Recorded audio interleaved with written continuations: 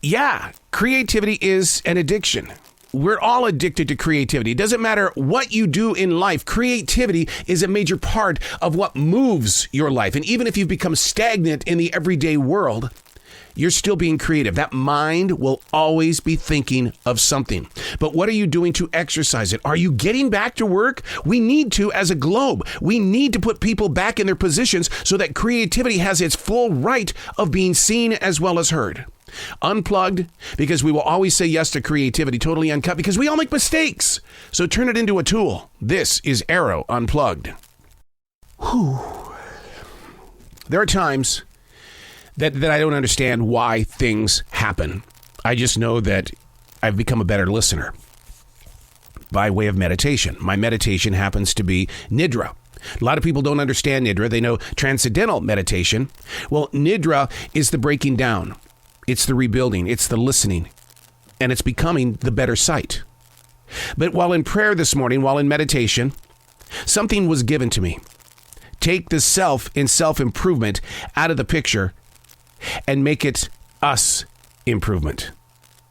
There's a serious lack of empowerment in today's business world. Companies can't find people to work. So what are they doing? They're deciding to shorten their work hours. That affects people's pockets. They're losing money. The people are losing money because other people won't show up. Take the self out of self-improvement and make it us improvement.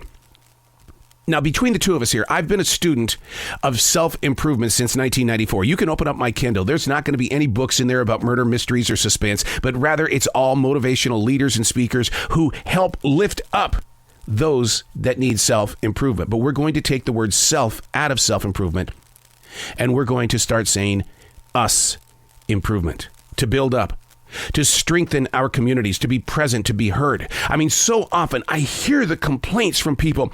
I don't know why they're changing these rules. I didn't agree with the plans, and now it's going to change my life. Well, where was your voice? Us improvement. You have an opportunity. It's not about being a bystander. It's about making that agreement with yourself to become a part of that community. Hey, it's Arroe. This is the Daily Mess, a chronological walk through an everyday world. I am a daily writer.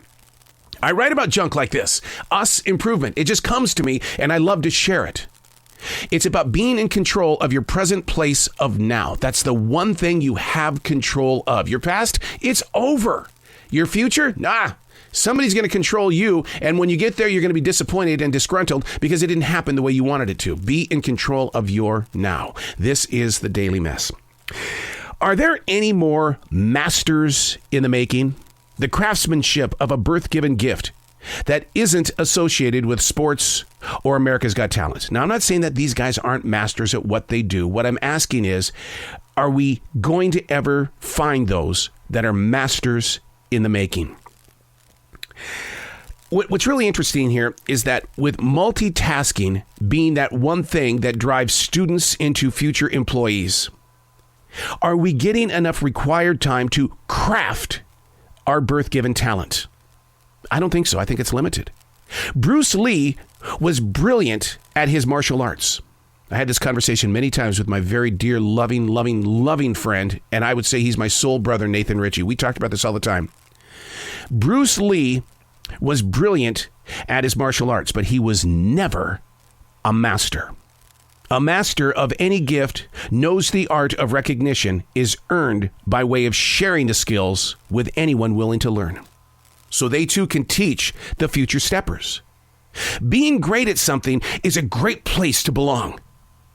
But to master it means you've got to lead others to the well, having the patience as well as the vision to build up the next level of success. So I ask again, are there any more masters in the making?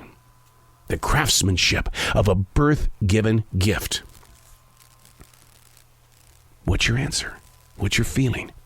What's your insight? Are you a master in the making? Have you mastered the skills that you think you've got? My sabanim in martial arts, I'm a third-degree black belt.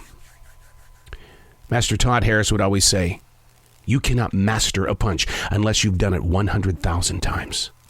You can't master the kick or the move to take someone down until you've done it 100,000 times. I ask you one more question. Do you know what 100,000 looks like, feels like? And the reason why I bring that up is because I've been a daily writer since July of 1994. 27 years. And it's nowhere near 100,000 days. I'm Arroe, and that's the Daily Mess.